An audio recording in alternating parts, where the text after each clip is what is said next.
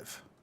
Hello, nerds. Welcome to GeekBeast, part of the Geekish Network. This is your daily rundown of geek news from geeks like you. If you're new to our show, we cover the geek news beat and we share our opinions with you.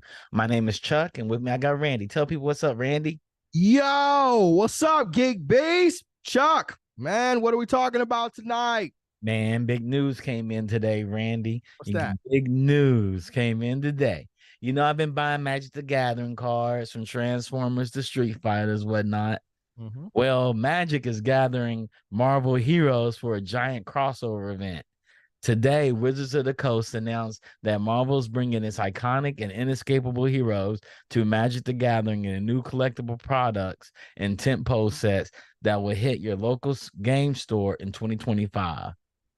Okay, It's going to be a while, but they're coming. Seems a long time away. Does it take that long to implement them into like a normal rotation cycle? Well, they probably got to figure out what the powers are in the Magic universe. They can't make anybody OP. Like, how do you handle Thanos? Like, how do you make Thanos? How do you handle Deadpool? He doesn't really die. So they got to figure out how to make these cards and work in the card deck because people can pull these cards out of the cards. Yeah. Is it MCU or just Marvel Comics? Just Marvel. Okay. Marvel. So if it's just Marvel, we could potentially get different versions than the MCU. So we might not get the MCU Thanos. We might get the real like comic OP. That's what I'm saying. And he's OP in the comic book. Yeah, absolutely. So how do you do? If you get Galactus, how do you make them? Does he come with the Silver Surfer? Mm-hmm. I get to think about those combinations. I'm pretty sure it's going to line itself with the comic books because the comic books give them more leeway, more freedom because there's so many variations of all the heroes. Yeah, that'd be dope. Or like whatchamacallit, just like you said, Galactus. Yeah, so that's a lot of good heroes they could put or villains that they could put out there. I think it's gonna be dope. I'm looking forward to this. It might motivate me to start collecting. Yeah. I'm definitely gonna have them all. I gotta get this new round of My Little Pony cards, so I gotta get those and get my hands on the old round of My Little Pony cards. But yeah, I'm excited. So I'm just not a My Little Pony fan, but because you ain't watched the show. I did watch the show. I just it's not my thing. When did you watch the show? I watched different versions. You remember, I got a young daughter, so right, she used to watch My Little Pony. She had a what was it, Laverty or one of them. She had the actual toy, and she used to sleep with it every night. So I would try to watch them with her, but I was like, My Little Pony ain't never been my thing. So it's so good. It's so wholesome and nice. My Little Pony made me say, "This is why little girls are smarter than little boys." You think the storytelling in My Little Pony it's amazing. Yes. It's like wholesome. It teaches good values of companionship and friendship. It teaches you how to work together. It allows you to be vulnerable. It teaches vulnerability. It teaches everything you need to do be a functioning, successful human being. That we're all different. We all have different things to contribute. We don't have to be the same. We all have flaws. And we can still just love each other and make things work. The world needs more of that. It teaches diplomacy. There's a lot of diplomacy in My Little Pony. Yeah. So Noelle had Verity from My Little Pony. She had the Verity doll. Okay. Do you think the Marvel cards going to be worth as much as the Lord of the Rings cards? And now you're talking crazy, man. See, I think the Marvel cards are they probably have a couple of them that are scarce, but I can see them not making those scarce. I can see them saying, hey, we're going to flood the market with these cards. I think they'll flood the market more with. I think they'll have a couple of scarce cards. They'll probably do a couple like secret layers, and they do a couple of them. It'd be great. Like this is the Marvel. This is the Mr. Sinister secret layer. This is the Doctor Doom secret layer cards. I can see those happening. But I wouldn't say they're gonna. I'd say they're gonna make like X-Men, like the classic X-Men common, and they probably have some that are not common. Okay. Like the different variations of Jean Grey and the Phoenix. They probably have like one common version of her, then they'll probably have a very rare version of her. Potentially, maybe. Who knows? Who knows? We'll see. We got We'll in 2025. We will find out. Yep. So on to other news. FazeClan. They've been in the news lately. They've been having a lot of troubles. FazeClan gets picked up by a company backed by Dallas Cowboys owner. You know, Jerry Jones? let me read into it. Gaming analytics and esports brand company Game Square, which counts Dallas Cowboys owner Jerry Jones as one of its investors, is acquiring the struggling game influencer group FazeClan. Yep. The all stock deal is worth about 17 million. Bloomberg reports a steep drop from FazeClan's $725 million valuation at the time of its special purpose acquisition company SPAC merger in July 2022. Man, that's a fall from grace, boy. Is that a decent valuation for a AAA game? Well, they're a bunch of players. Oh, so explain me what is, and I'm not. FazeClan is a bunch of esports players. Okay. They play esports. And so at their highest point, they were 725 million. Mm-hmm. They just got bought for 17 million. Yeah. They had a lot of issues. Yeah. What were some of the issues that they had to cause this steep decline in valuation? They had they're esports and content creators. I didn't know they were content creators too. I thought they were just all esports. I thought FaceTime was all esports. They just created content because they had to as esports players. But apparently they're crypto. They had crypto.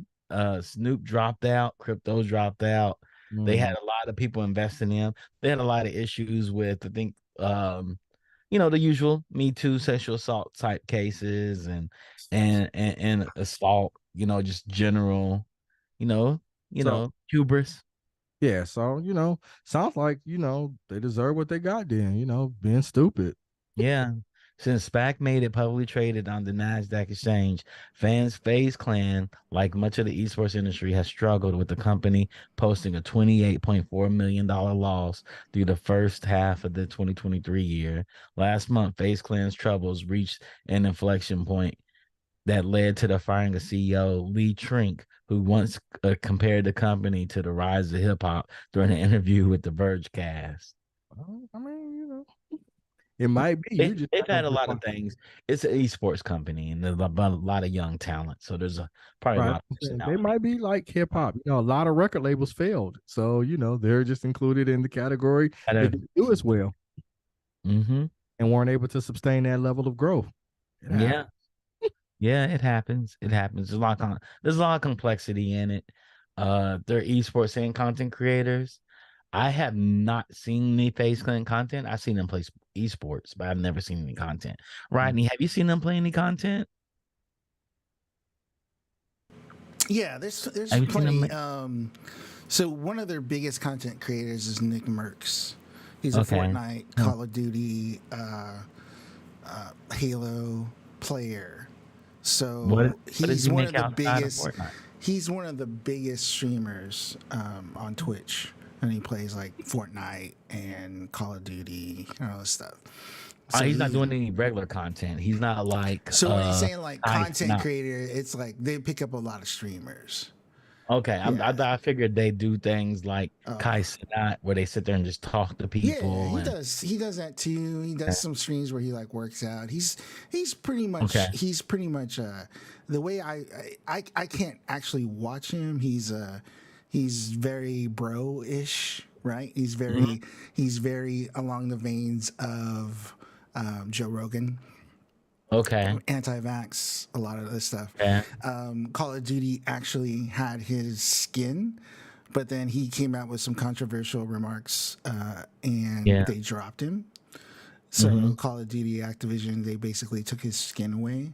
So that's part of so he's associated with the FazeClan. So FazeClan's had a lot of FazeClan is, personality issues and over it, the years. Yeah, like a lot sounds of like they're really drug struggling. use, a lot of the founders, a lot of drug use. Like one of the founders, who's a streamer and a Call of Duty player, he actually had like an overdose on stream.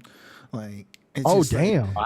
yeah, it's like a lot of just like really, and then in FazeClan they were definitely one of the biggest esports organizations, but they really, really have fallen off because of, like you said, all the myriad issues, right? Between their Yeah. funding to problematic people on their Behavior. teams, people problematic behavior, some of the people, and then they also give off that.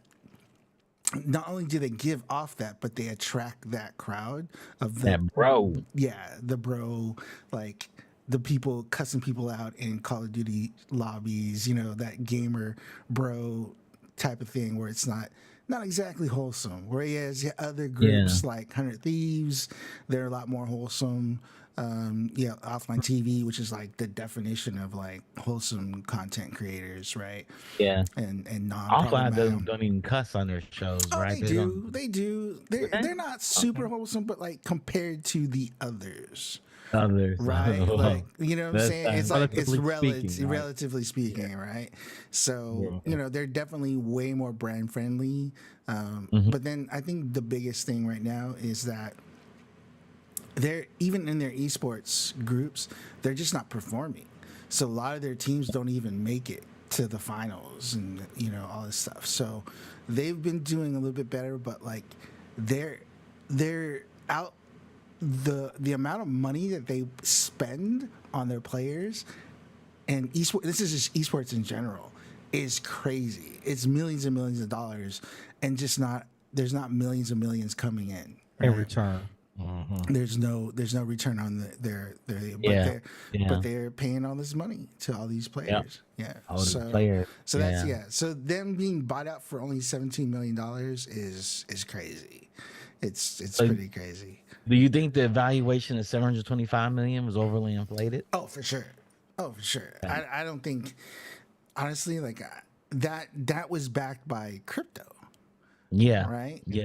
That was all. Out, right? Yeah, that's all that crypto, the VC money, all that stuff. It was like that kind of money was flowing, so they were just spending and spending and spending, and saying like, "Look who we signed, look who we paid," And then I think even LeBron's kid, Bronny, People did play with him. He's doing stuff with Faze. Yeah, so, he was playing with them. Yeah, he was. Man, they've definitely fallen out. But yeah, the biggest content creator that they have on their rosters is definitely Nick Merckx. But he's, like I said, he's very, very problematic. Has been for the last few years. Like, there was an instance where TwitchCon was actually going to have, they had something in TwitchCon in San Diego last year, and they were still requiring masks to go in. And he said, "I'm not going. I'm gonna have my own event." And then he, so he's like anti-vax, anti-mask type guy. So it gives you an idea of like, and he had his own event outside of TwitchCon where all the FazeClan people came. And it was just like, it's just he's just problematic. Yeah, it's bad look. Yeah. Sounds like it. Sounds like they're having a lot of problems. Yeah, they got a lot of problems. Well, 17 million is better than no million. True. Well, I get that, but like they lost like 90% of their value. If you're valued at 700 million and you dropped to 17 million. Yeah, that's like having Oprah money dropping down to my money. Or that's like having like Elon money and drop it down to like Oprah money. Yeah. So yeah. So I say lower than Oprah though. yeah, I'd say lower than Oprah. Lower than Oprah. It's like having Elon money and dropping down to Puff Daddy money. Right. Yeah. Well, let's move on. Rooster T pulls animation from YouTube over ads. So Rooster 2 confirmed that it will no longer house its animated shorts and videos on YouTube, instead of being to have them on its official website, stating, "Hey everyone, you probably noticed that we've taken red versus blue and Camp off of the YouTube recently. They're still available to you to watch for free on Rooster Teeth website. We wanted to let you all know why we decided to do this. We love making shows like Camp and Red versus Blue, and even shows you haven't heard of yet. Some shows like RWBY come out of partnerships with studios and production distribution deals, but for the most part, Rooster Teeth completely relies on support from viewers, like to make any of our shows. We have been working hard to make the site the best it can be, and watching on roosterteeth.com makes a huge difference. We make approximately 5 to 10x more money per ad watched there compared to ads watched on YouTube. Simply put, YouTube viewership alone just cannot fund our animation projects. That's fair to say. Yeah, I think this is perfectly fair, right? I mean, you want to move your content to a platform that you control and to better monetize your intellectual property. I don't see any problem with this at all. Yep. It's really good. I think a lot of creators are probably entertaining doing similar things where, I mean, YouTube, don't get me wrong, it has its benefits, but like if you can create your platform and leverage that, then it would be better for you economically. Yeah. What a lot of creators are doing, because they don't have the engineering know-how, like Rooster Teeth, they do visual effects and whatnot. So they what they do is they use Patreon. They show public content. Mr. Beast is a prime example of that. Shows a lot of the episodes there, but you get them first on his Patreon, and you get the conclusion on his Patreon. Like you can watch a full contest up to the last 20 minutes, and he doesn't show you that. You can only see that on his Patreon. Right. It's not on YouTube. And that's what a lot of creators are doing now, right? Yeah. And if you want to cut Patreon out, if you have the engineering chops, you have your own website. Yeah. Like that's what NPR does. That's what a lot of these really big podcast networks do. They're like, we just have our own website. Yeah. We put stuff on these websites, but you get it first tier. Yeah. No. Sounds smart to me. Yeah. So, like you said, if you have the engineering or the technology know-how to do that, right? Yeah. Yep. And if not, you can put it on Patreon. Right. And for some people, it might be a better deal than YouTube for the most part. For some people, right, it might be better. It might be better due to their resources to do it on Patreon or do it on YouTube. But like if you have the know-how and it's efficient, why not? Are you familiar with Rooster Teeth's content at all? I am not. What is Rooster Teeth's content? So they do things like Red and Blue. Red and Blue is like they play as two Halo teams against each other, and they have a show about it. The red team versus the blue team.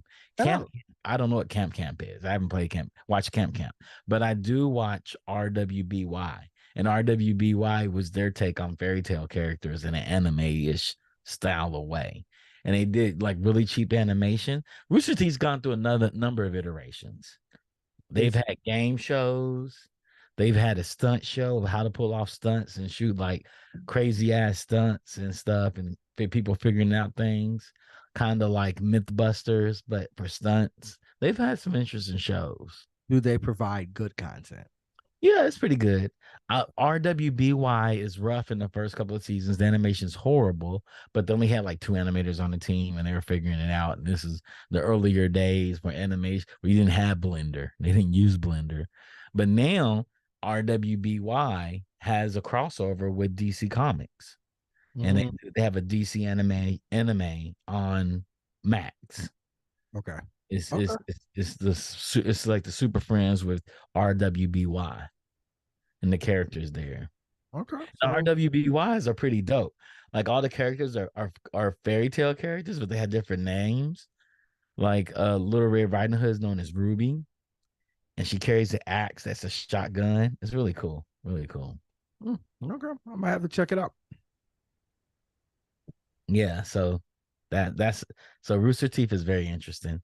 I'm watching it now because I watched the DC cartoon. And now I'm watching the old RWBYs. I used to watch when they came on Rooster Teeth's network on YouTube, actually. Okay. All right, that makes sense.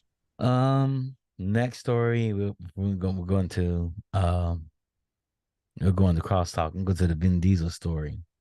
Oh Lord. Vin Diesel stopped Jean-Claude Van Damme from starring in Fast and the Furious. Now, why he want to do that?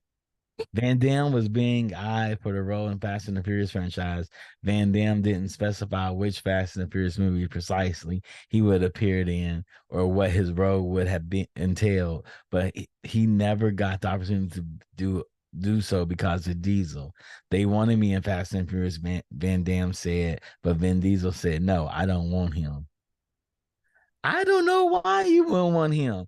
You know what Vin Diesel should do is get the full cast of everybody in what's the one Expendables. Yeah, I knew you were talking about. Get the full all three casts, and throw them in the next Fast and the Furious movie. I actually think that, and this is from a person who does not like the Fast and the Furious franchise, but I actually think that would be a good idea. And I think you should cast Sylvester Stallone as Rocky in the Fast and the Furious franchise. They couldn't do that. It probably costs way too much money. And I don't know what film house owns Rocky. I don't know. I thought Sylvester Stallone owned it because he wrote it, but he probably doesn't. So that studio owns Rocky. The studio that makes Creed owns Rocky. So he wrote it. Because you write something don't mean you own it. That's true. Let's see who owns Rocky. Who owns Rocky? That's what I want to do. I want to see Rocky in the Fast Furious. All right, let's see here. I don't know. I'm trying to find it. Okay. While you bring that in, let's go into crosstalk with Catherine and Allison right now. Are they in? Okay. Lobby? Yep. All right.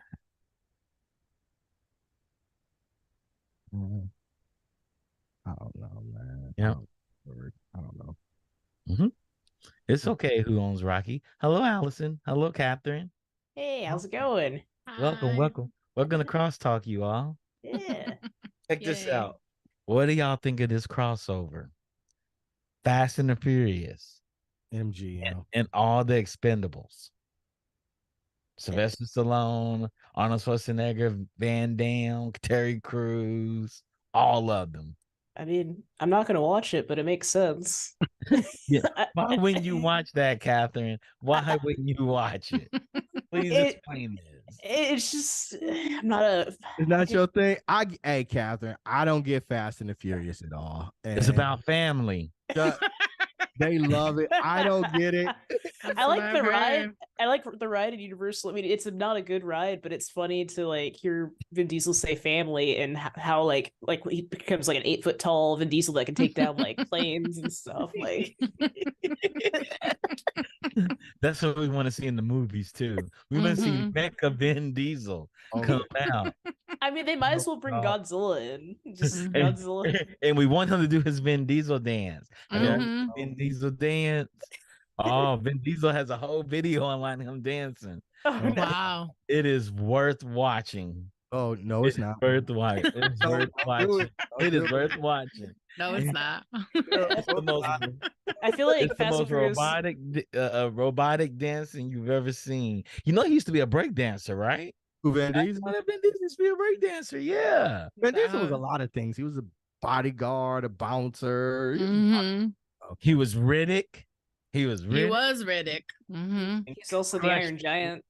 Yep. Iron Giant. And Groot. He was Groot. Yep. It's Groot. And he was the lead in the world's greatest franchise of movies too. Okay, Vin Diesel. Oh, man. We never need another, as far as I'm concerned, we never need another Fast and the Furious. Yeah, and you've seen the last. You haven't seen the last. You haven't seen the last like eight.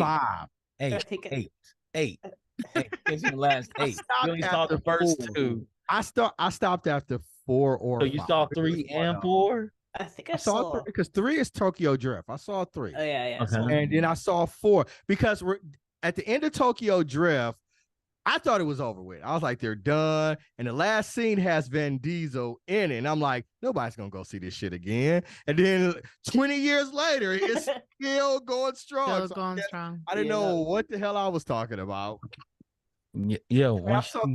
I saw the fourth one, and then I was like, "What?" And then I think it was the fifth one. I was like, "Oh, they've just suspended all reality." Yeah. They And did. They did. It's an anime. It is an Mhm. anime with cards. That's what Mhm. it is. They play Rocket League with a nuclear bomb. yeah, They and I play was a just like, video game, and they take the video game. They say the video game is this: there's a big ball, and you drive a car, and you ram into the ball to hit a goal, like you're playing soccer. They make that in the movie. and I was just like, I can't. I keep waiting for him to stop, and they're like, "This is the last one." No, This I'm is just the waiting for last Mark one, Hamill and to they just show up. keep on. Mark Hamill going to show up in the next one. It's going to be Fast and the Furious 11, The Sith, The Ride. and there's Mark And Hamill's then gonna number be 12 he's gonna is be Luke. Neo. He's gonna turn. Yep. That's why I said they should put Rocky in it, right? You can make And Rocky. matter in of fact, they Fast bring and him in it. Furious. They bring Keanu Reeves in it, Mhm, and they put mhm. Mark Hamill in it. I'm there for Yeah. that. I'm there for Yeah. that. And, you know, while we at it, they can have Jim Carrey in it. Just throw Oh, So Jim they can Carrey. have the Oh, he mask gonna in it. do it? Is he They gonna can do do? the first mask in it, right? He's the mass Mm. driver, Yeah. like Speed Racer. That's what we want Yeah. about Why that. did it? Think It about that. also feels a little Ghost Rider-y too. Yeah, right. You're right. We had to have our boy Nick Cage in it. Mm, I just screaming. mhm. Nick Cage would actually be great in Fast and the Furious. Like it's like perfect for him. I Yeah. Can he have a hold the map? question.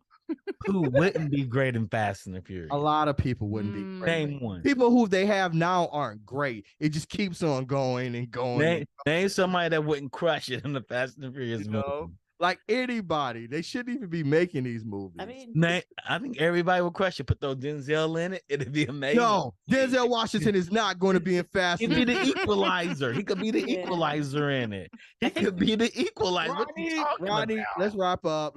We got other things. What are You just put talking something in my about? head I was that like I don't Viola want to think Davis about. as the Viola warrior Davis queen. would be amazing in it. She would be amazing in it. She would be Amanda Waller in it. Tom Hanks would crush it. No, Tom Hanks would crush it. I feel like Robert Pattinson. I can't really see in Fast. Yeah, he'd be the crazy Oh. psycho guy. He plays crazy psycho so well. Justin but in Timberlake good would kill it. films. He plays crazy psycho in films. But like, he's like in like good better films than Fast. So like, All the actors are in better films than Fast, except Tyrese and Vin Oh. Diesel and Ludacris. Ludacris. All of the rest have been in better films. Vin Diesel was an Iron Giant. I think that's his best role. Yeah, Iron Giant. He is really good in Iron Giant. Was he the Iron Giant? Yeah. He's the Iron Giant. Oh. Yeah. Yeah. He's also Groot. Have y'all ever seen Groot. Boiler Room? Yes. He's Oh, great in yeah. Boiler Room. And yeah, Vin Diesel's in Boiler Room, and he acts decently in there. No, Vin Diesel's been in great movies too. He's been in Pitch Black. Pitch Black was good. Yeah. Yeah. Mm. Vin Diesel's had great movies. Didn't really love Chronicles of Riddick, but I like Pitch Black. You know, Wait, Vin Diesel was in Saving Private Ryan? yeah, Saving Private Ryan. Yeah. Wait, what? Yeah, he's in Saving Private Ryan. Yeah. Yeah, see, It's like what? No, See?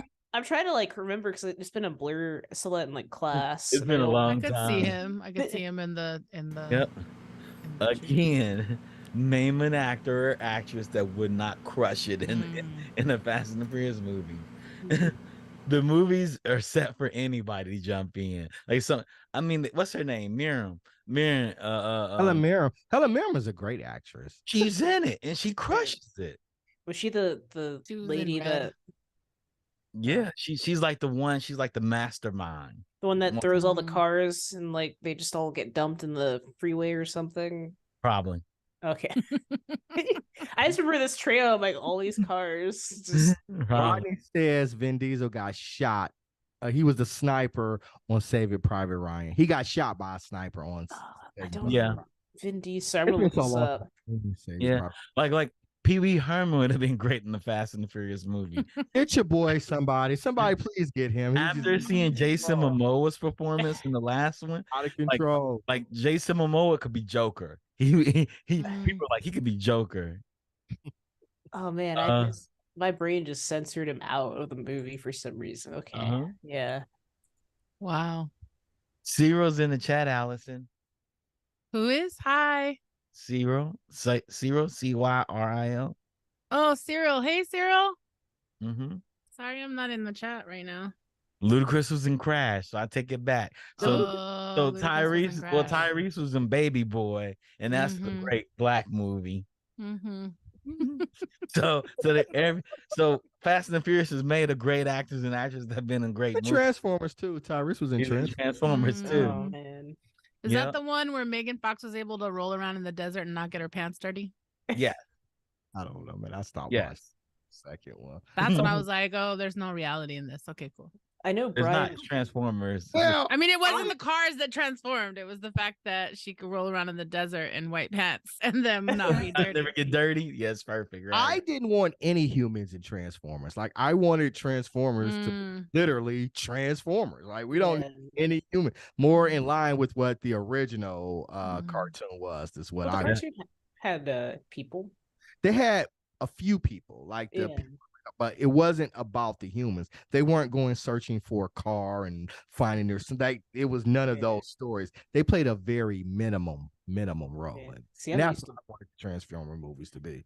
I'm used to Beast Wars where there's no humans. It's just Beast Wars, Transformers, yeah. But the person who did Bumblebee in the later one is not Michael Bay. He's the Leica founder. McKnight. Bumblebee was good, but then they brought Michael Bay back into the fold, and it was like, ugh. Yeah. Wait, they brought him what? back in. He's executive producer on the one with the Beast Wars Transformers. I haven't seen That's that the one, Beast. though. Yeah. They brought him back in, and it's like, See, it could Leica, yeah, they should have just kept Brian McKnight, but Leica had to have that they needed that money to get their funding. Yeah. I guess we'll close out for Crosstalk, you all, and we'll come back with Bingeworthy, where we're talking about what, Randy? Tell them. Castlevania Nocturne. So yeah, come back. Yes. And we have Allison and Catherine as our special guests for tonight for that. So y'all have to tune in. We're gonna be back in like 10 minutes. No, we're gonna be back in 5 minutes. 8:10 Pacific Standard Time, 11:10 Eastern Standard Time. If you're somewhere in between, you figure it out on your own. And shout out to Digital Click and shout out to Rodney for making this show great. And we'll see you all at 8:10. Peace. Peace. Yeah.